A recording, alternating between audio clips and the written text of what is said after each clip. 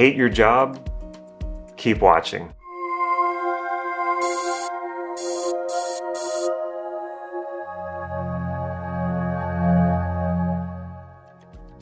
This is Life Mastery Gym. I'm Damon, and I teach people just like you cutting-edge NLP processes and techniques so that you can master your life and take charge of your destiny. So if that sounds good, make sure you click that subscribe button right down here so you can get these videos on a regular basis. Learning NLP was the single most important and determining factor to quitting the daily grind and having the kind of business and doing the kind of work that truly fulfills me. So in this video, I'm going to tell you how I did that, and I'm also going to give you some useful tips on how to apply what I did to your situation. The inspiration for this video is probably one of the most common questions that I get. So chances are you probably clicked on this video because you're in a similar situation, and I would like to know more about you. So in the comments down below, go ahead and tell me a little bit about your situation. What is it that you don't want to do as far as the work that you're in now, and what would you rather be doing? Just recently, actually as of 2 days ago, I got an email from someone who I had worked with. I had coached one-on-one, and he was basically sending me an email to say, thank you so much for the work that we did, because now I'm doing work that I'm very, very happy with. And his situation was he had already quit a job, and he was worried that he was going to have to go back to that job because he didn't really enjoy it, but he couldn't figure out how to make money without that job. Instead of going back to it, he successfully transitioned, and 2 years later sends me an email saying that the work that we did was pivotal in finding and discovering what it is he wanted to do. And then I also have a more recent student, somebody who's in my membership program, but who also wanted one-on-one coaching. And he came to me because he wanted to improve on his sales and his sales job. And I said, this comes with a warning, because when I do coaching with people, my job is not to help you do what you think you came to me for. My job is to help you realize what you really want and how to go about fulfilling that. And so I warned him about that, because sometimes people, when I coach them, they do quit their job, and it's not a bad thing. But instead of getting what they think they came to me for, we go deeper, and they become more authentic, and they really truly find what fulfills them. And in that process, that's exactly what happened to this particular student. And he realized he did not want to be in sales anymore. He started to think that maybe he wanted to be a coach. Still not sure about that. Still wasn't sure, because you really have to actually do coaching in order to realize whether or not you like it. A lot of times we think we will like something, and we go and try it, and we realize we don't. So he still wasn't even sure about that. But one thing he was sure of, that he no longer wanted to do this job. So he goes to quit. He tells his bosses, hey, I want to quit. This isn't for me. I realize this. It's not my thing. So they were really, really surprised. And they said, well, okay, let's talk about this. And in talking to him, and how he was very well aware now of what he wanted to do, he was able to articulate it very well to his bosses. And they said, well, instead of quitting, why don't we promote you? And you can coach the salespeople. So he tried to quit his job, and he actually got a promotion and put him in a position where, so he's making more money, and he's getting to do what it is that he wants to do. So total success story.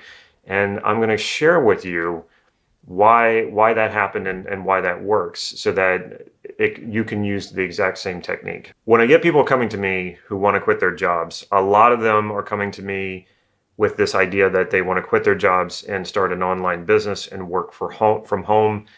And they've never done anything like that before, but it's sort of like this ideal in their mind, like that's the perfect ideal, that's the perfect situation. And so I want to say first that that's not necessarily true, that not everybody is cut out for that. And I don't mean that in any elitist way whatsoever. It's just entrepreneurship is not for everybody. It's not for every personality type, nor should it be. So we don't want to think in terms of like, well, this is it. This is the way to go. And I know that it can seem very appealing, because when you see these people who sell these programs about becoming an online entrepreneur, they really go to something very, very specific. They know that most people who are working a job they don't like, they're focused on what they don't want. And if you've watched any of my videos, you know I say this often, that you've got to get into well, what do you want? And not only what do you want, you need to elicit those higher values behind that. The marketing around the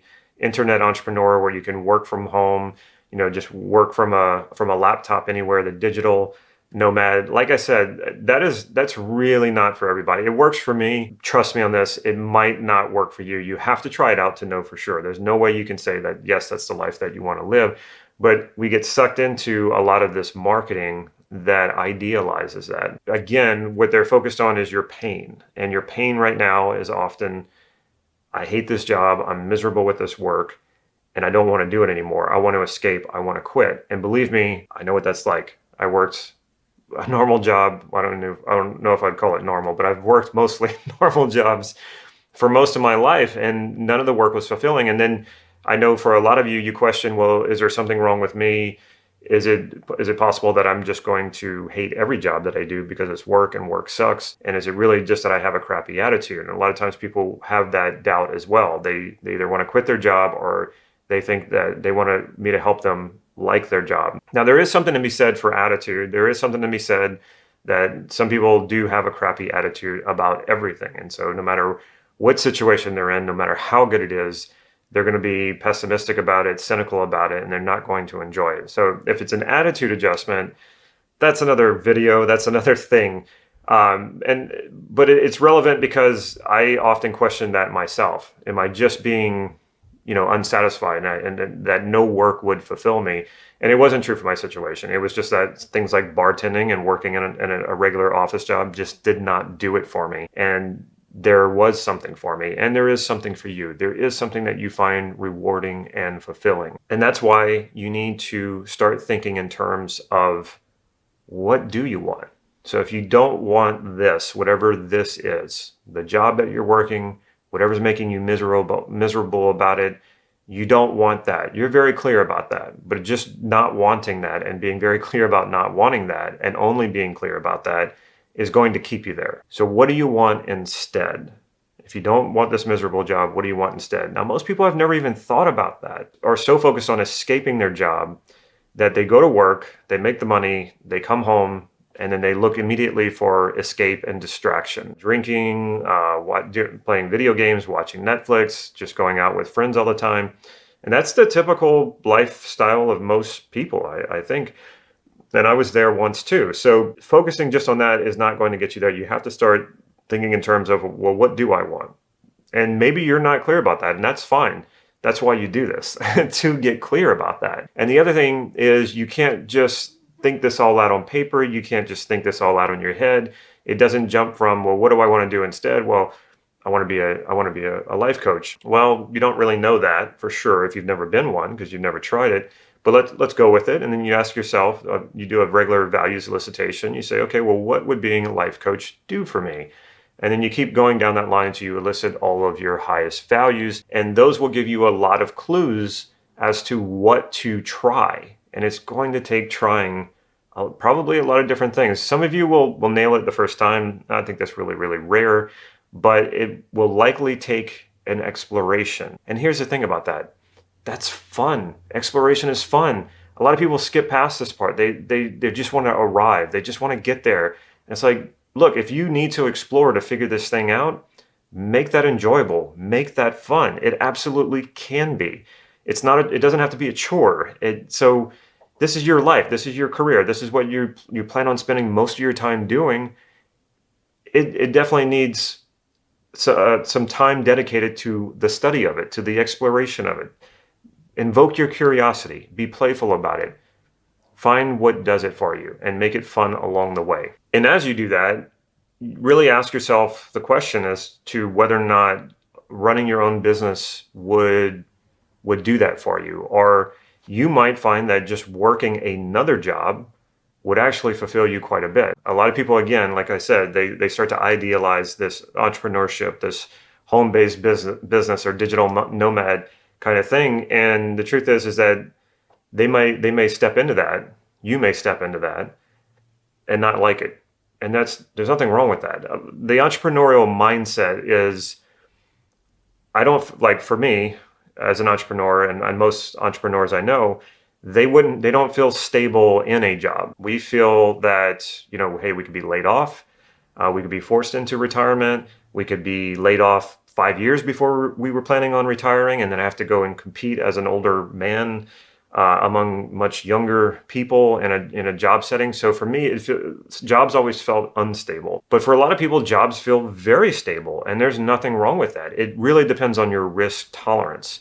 So in your exploration, you need to understand, will a business, your own business, do it for you, or is it just a matter of finding another job? Because I think what happens for a lot of people is they hate their job so much, and then they see these other videos, they see these digital entrepreneurs, and they think, that's the way, when it really isn't. And then they step into one of those businesses, or they try to start one, and it just doesn't go well for them because they're not really in it. It doesn't really fulfill them. And then they think, I got to keep spending money on more and more of these programs, and that's really not it. It just might be the work that you're doing right now isn't fulfilling. But that doesn't mean that there's not another job out there that you would be very fulfilled and very happy doing that work. And how are you going to know that? Get clear about what you want and explore and test and discover, and you'll find it. Whether or not you decide you want your own business or you just want another job that's much more fulfilling, start right now.